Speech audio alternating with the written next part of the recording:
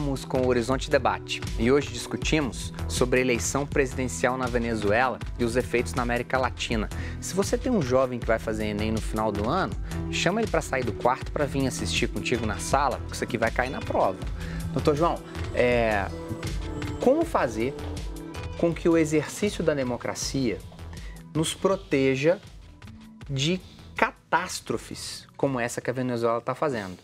Porque tem eleição, mas essa eleição com o boicote, ela não funciona.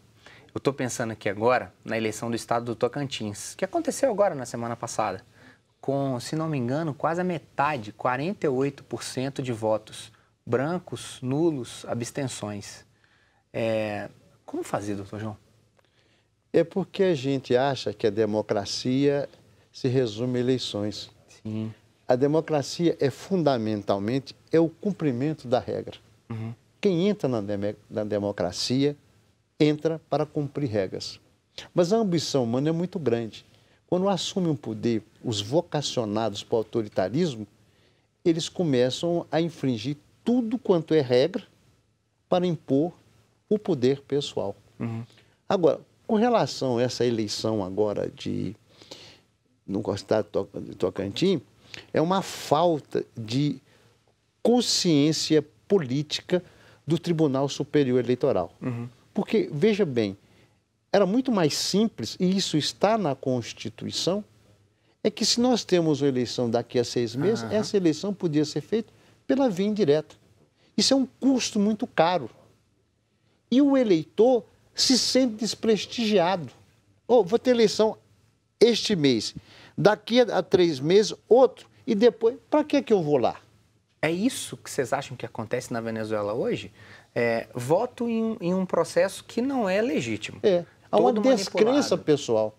É uma descrença pessoal. Mas eu me lembro, doutor João, de uma coluna do Frei Beto no estado de Minas, dizendo que no Brasil a gente está acostumado a votar com certa dignidade. Então ele está querendo dizer que essa discussão de que vota o voto de papel, aquela coisa toda, que isso é uma grande bobagem. Que a gente vota com uma certa dignidade. Um processo que é, de certa forma, confiável. No final do dia, a gente tem as auditorias, claro, mas o resultado está lá e é ele mesmo, né? Não acredito que houve manipulação em eleição de 2014, por exemplo, mas que a gente não vive um processo democrático de fato ao longo do tempo, participando de conselhos. A gente não faz esse movimento. Agora, Vladimir, eu fico pensando que na Venezuela, onde a violência também é usada como controle dessa democracia, essa participação é quase impossível, né? Somando ao fato de os próprios políticos questionarem o ciclo eleitoral, levando, lógico, ao eleitor a replicar a fala dos políticos de alguns partidos, a gente tem essas dúvidas que recaem a um modelo social diferente do nosso. Uhum. Na Venezuela, aquele que faz uso do carnê cidadão, assim como o Bolsa Família, tem contraprestações. Aqui, levar os filhos para vacinar, por exemplo. Na Venezuela, uma dessas exigências é comparecer ao pleito. E logo na entrada da urna, a pessoa tem que mostrar o cartão cidadão, digamos lá, da Venezuela, levantando suspeita de uma espécie de voto de cabresto ou pressão para que a pessoa vá. Uma vez que ela entra e sai com o ticket da eleição e tem um código de barra que ele consegue, no equivalente ao nosso TSE, digitar aquele código e aparecer o partido em que ele votou. Né, para fazer essa conferência. Então, essas suspeitas, né, de pressão existem. Do ponto de vista da presença de militares, eu não acho que a gente deva duvidar, porque o Brasil, dos seus 5 mil municípios, terá já a pedido mais de 2 mil municípios com a presença de militares para garantir a ordem no pleito. E nós não estamos falando de Amazonas, não. Rio de Janeiro, por exemplo, no Rio de Janeiro em qualquer cidade do país. Sebastião, a Michele, o Alexandre e a Benedita, lá do bairro Milionários, obrigado pela participação de vocês, dizem: boa noite, gostaria de perguntar se aos olhos do direito internacional seria crime os demais países da América Latina não acolherem os imigrantes venezuelanos. Eu gostaria também de mandar um abraço ao nosso querido povo do bairro Milionários, onde atuei com o Padre Jorge, e ao povo de Birité, Jatobá, da paróquia São Judas Tadeu, com o Padre Alessandro. Gostaria realmente de colocar que não, a questão não é um crime, não podemos falar em crime. É uma questão dos Estados democráticos do direito. Membros da ONU devem acolher. Quando são membros da ONU, porque estão adstritos à Convenção de Genebra de 51. Então, essa convenção é para acolher justamente os refugiados. Então, por isso que a gente vai ver, antes de fazer, quem são os refugiados. Na acepção moderna da palavra, ou daquela época de 51. Porque os venezuelanos, perseguidos por Maduro, por uma questão de opinião política, então ele se torna refugiado dentro do Brasil, deve ser acolhido. E os membros são obrigados a acolher. Mas aquela família pobre que chega no estado de Roraima e fica nas praças de Roraima, por exemplo, Pacaraima, se não me engano, a cidade do entreposto, né? Também devem ser acolhidos, Sebastião? Ou apenas aqueles que são contra Maduro? Aqui é difícil, não? Difícil para saber quem vem, digamos, ao Brasil por uma questão de opinião política. Quem justamente aquele que vem, que faz o deslocamento por uma questão econômica. Mas no primeiro momento, por uma questão de razões humanitárias, tem que acolher a todos. Cabe ao Estado brasileiro fazer a triagem depois.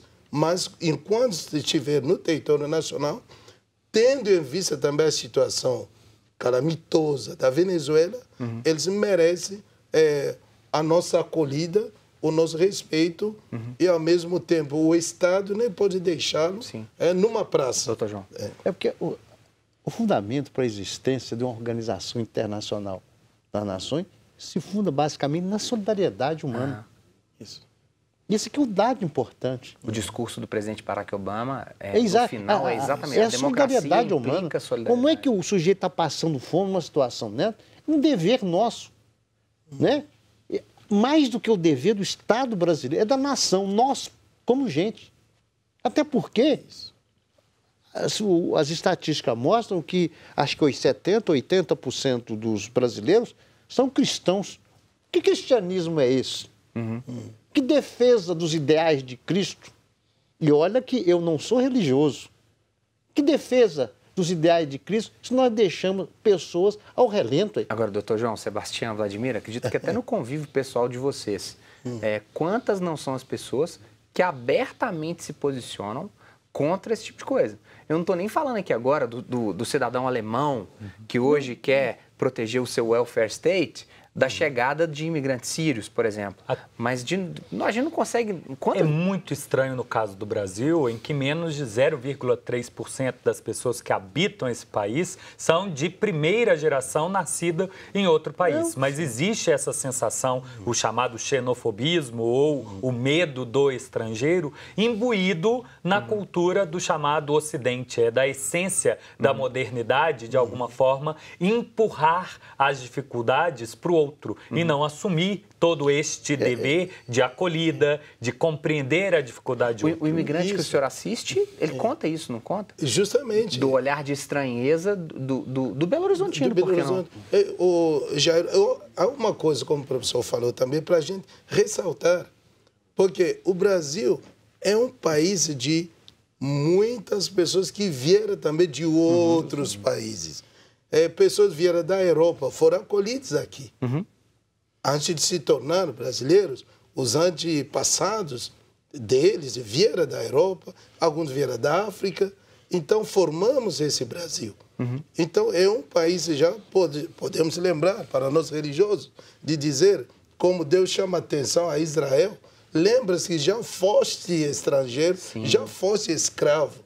Então, às vezes, os filhos dos imigrantes europeus que começam a dizer uma coisa dessa, se esquecendo do passado. Você xenofóbico, você não é tão dono disso aqui, né? Isso que a gente viu na França. O Adinaldo do Bairro Funcionários. Adinaldo, obrigado pela sua participação tão frequente, alegria sempre ler a sua mensagem.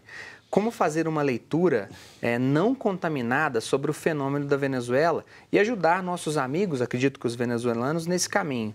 Pois as informações que circulam quase sempre têm um viés, principalmente nas redes sociais, equivocado. Ele está agradecendo, obrigado por esse momento de aprendizado, nós é que agradecemos a honra da sua audiência. Como ajudar o brasileiro que ainda acha assim, a gente não dá conta nem de nós mesmos, fecha a porta para o venezuelano.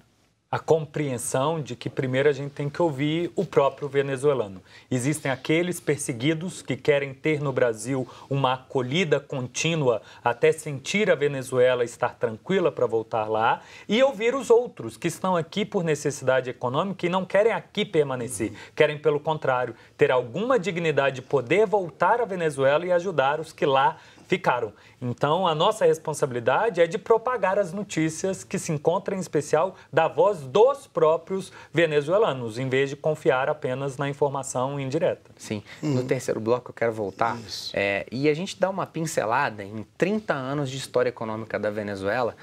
Estudei bastante, a produção pediu para que eu estudasse bastante a economia da Venezuela.